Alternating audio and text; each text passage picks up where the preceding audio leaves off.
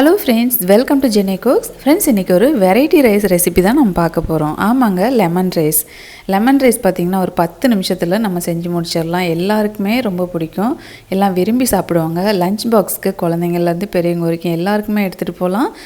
Lemon rice செய்ய தெரியாதான்னு நீங்கள் கேட்காதீங்க. லெமன் ரைஸ் வந்து ஒவ்வொருத்தரும் ஒவ்வொரு மாதிரி மெத்தடில் செய்வாங்க. நான் என்னோடய ஸ்டைலில் செஞ்சு காட்டியிருக்கேன். வீடியோ பார்க்குறவங்க கமெண்ட்டில் முடிஞ்சால் நீங்கள் என்ன மெத்தடில் செய்வீங்கன்ட்டு எங்களோட ஷேர் பண்ணுங்கள். இப்போ வாங்க இந்த லெமன் ரைஸ் சூப்பராக எப்படி செய்கிறதுன்னு பார்க்கலாம். ஒரு 4 பேருக்கு அளவாக சாதம் வந்து வடித்து ஆற வச்சுக்கோங்க. குக்கரில் இருந்தால் கூட ஆற வச்சுக்கலாம். அது கூட வந்து ஒரு டேபிள் ஸ்பூன் அளவுக்கு நல்லெண்ணெய் சேர்த்துட்டு நல்லா கிளறி விட்டு ஆற வச்சுக்கோங்க. இந்த மாதிரி வெரைட்டி ரைஸ் செய்யும்போது இந்த சாப்பாடை வந்து நல்லா உதிரியாக இருக்கணும். நல்லா ஆற வச்சுட்டு இந்த மாதிரி கிளறி கொடுத்துக்கோங்க. ஒன்றோட ஒன்று ஒட்டாமல் இருந்ததுன்னா பார்க்கவும் அழகாக இருக்கும். சாப்பிடும்போது நம்ம அள்ளி சாப்பிடும்போது அவ்வளோ சூப்பராக இருக்கும். இது நல்லா ஆற வச்சுக்கோங்க. 4 பேருக்கு அளவாக சொல்லியிருக்கேன். 4 பேருக்கு 4 லெமன் மீடியம் சைஸில் எடுத்து அந்த ஜூஸ் வந்து நான் புழிஞ்சு எடுத்து வச்சுருக்குறேங்க. ஒருத்தங்களுக்கு ஒரு மீடியம் சைஸ் லெமன் போட்டால் கரெக்டாக இருக்கும். உங்களுக்கு ஒருவேளை புளிப்பு பிடிக்காதுன்னா நீங்கள் அரை லெமன் கூட போட்டுக்கலாம். ஒரு 10 பல் பூண்டை வந்து நல்லா நீல வாக்கில் கட் பண்ணி இந்த மாதிரி எடுத்து வச்சுக்கோங்க.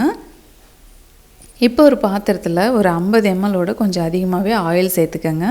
இந்த மாதிரி வெரைட்டி ரைஸ்க்கு நம்ம ஆயில் கொஞ்சம் அதிகமாக தான் சேர்க்கணும். அது எண்ணெய் சூடானோடனே அரை டீஸ்பூன் கடுகு, அப்புறம் உளுத்தம்பருப்பு, கடலைப்பருப்பு இதெல்லாம் வந்து ஒவ்வொரு டீஸ்பூன் அளவுக்கு ஒவ்வொரு டேபிள் ஸ்பூன் அளவுக்கு சேர்த்துக்கோங்க. சேர்த்துட்டு அது நிறம் மாறட்டும். நான் இது கூட வந்து வேர்க்கடலை சேர்க்கலை. ஃபஸ்ட்டு வந்து பூண்டு நீல வாக்கில் கட் பண்ணி வச்சுருக்கிற பூண்டு இது கூட சேர்த்துக்கோங்க.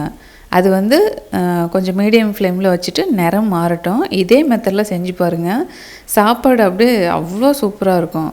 கண்டிப்பாக இஞ்சி ஒரு 2 இன்ச் அளவுக்கு இஞ்சி எடுத்துகிட்டு தோல் சீவி சின்னதாக கட் பண்ணி இது கூட சேர்த்துட்டு நல்லா வதக்கி எடுத்துக்கோங்க. இந்த பூண்டு கூடயே சேர்த்து. அவ்வளோதாங்க. இது வதக்கினதுக்கு அப்புறமா 2-3 வரமிளகாய் கிள்ளியோ அல்லது முழுசாவோ கூட நீங்கள் சேர்த்துக்கலாம். காரம் அதிகமாக வேண்டாம் அப்படின்னா நீங்கள் முழுசாக கூட சேர்த்துக்கலாம்.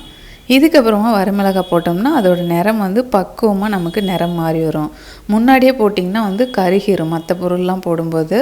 அதனால் இந்த இஞ்சி பூண்டுலாம் வதக்கினதுக்கப்புறம் மிளகாய் போட்டு நல்லா வறுத்து எடுத்துக்கோங்க, வதக்கி எடுத்துக்கோங்க. அவ்வளோதான். அந்த வரமிளகாயோட நிறம் மாறிடுச்சு பாருங்கள். இப்போ நல்லா ஃப்ரெஷ்ஷான கருவேப்பிலை கடைசியாக இந்த மாதிரி சேர்த்துக்கோங்க. உங்களுக்கு தேவைப்பட்டால் இது கூட வேர்க்கடலை சேர்த்துக்கலாம். எனக்கு வந்து வேர்க்கடலில் அவ்வளோ ஒன்றும் பெருசாக விருப்பம் இல்லைங்க, அதனால் நான் சேர்க்கல. இருந்தால் என்றைக்காவது நான் சேர்ப்பேன். அதாவது ரொம்பலாம் நாங்கள் விருப்பப்பட மாட்டோம் வேர்க்கடலை சேர்த்து.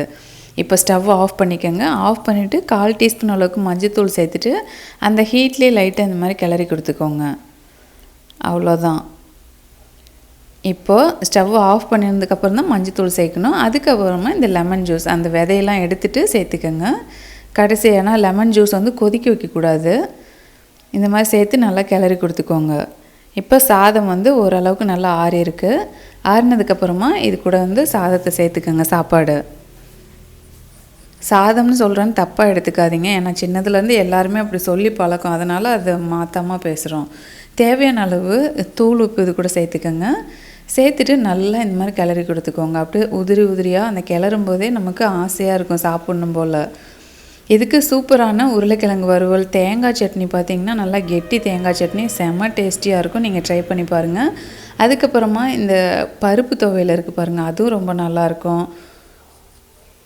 இப்போ வந்து நல்லா கிளறி கொடுத்தாச்சு. சூப்பரான லெமன் ரைஸ் வந்து தயார் பண்ணிட்டோங்க. இதுக்கு வந்து நான் உருளைக்கிழங்கு வறுவல் நான் சொல்லியிருக்கேன். இப்படியே வீடியோ ஓடிட்டே இருக்கும்போதே நான் சொல்கிறேன், அது வந்து வீடியோவில் காட்டலை. ஒரு 3 உருளைக்கிழங்கு நான் தோல் சீவிட்டு குக்கரில் போட்டு 2ஆக கட் பண்ணி 2 விசில் விட்டு எடுத்துக்கிட்டுங்க. அதுக்கப்புறமா தண்ணி வடிகட்டிக்கோங்க. சின்னதாக கட் பண்ணிவிட்டு ஒரு கடாயில் கொஞ்சம் ஆயில் சேர்த்துட்டு கடுகு, உளுத்தம்பருப்பு, ஒரு பெரிய வெங்காயம் போட்டு நல்லா வதக்கினதுக்கப்புறமா இந்த உருளைக்கிழங்கை சேர்த்துட்டு கடைசியாக மிளகாத்தூள், கொஞ்சம் தேவையான அளவு உப்பு, பெருங்காயத்தூள் போட்டு நல்லா வதக்கிட்டிங்கன்னா சூப்பரான உருளைக்கிழங்கு வறுவல் தயாராகிரும். என்ஜாய் பண்ணுங்கள். எப்படி இருக்குன்னு மறக்காமல் உங்கள் கமெண்ட் என் கூட ஷேர் பண்ணுங்கள். தேங்க்யூ.